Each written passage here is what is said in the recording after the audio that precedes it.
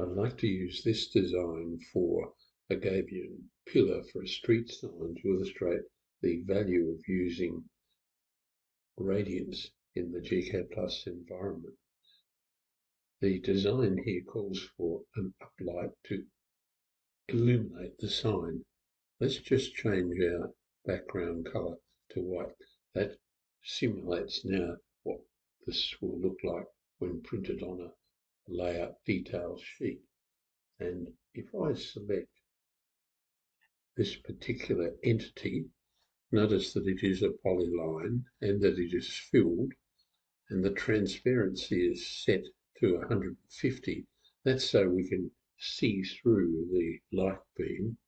But more importantly, down here in the gradient fill area, it's a linear gradient, starts with the color yellow, which is down here, but remember that's 50% transparent, and then ends in a gradient end color just by block, although we could set that up to a paler yellow if we wanted.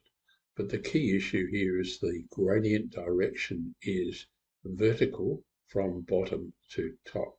If one clicks in here, and you can see the drop down gives you, you can reverse that top to bottom if that's what you desire. So you've got lots of opportunity to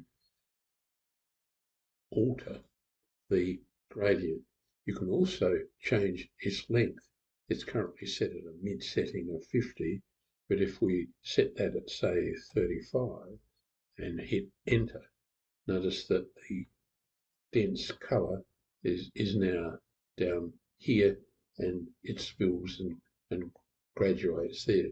So this is a lovely piece of design work done by Diggett Landscape Architects in Vancouver, and it's just a way of illustrating that the gradient tool can be very useful.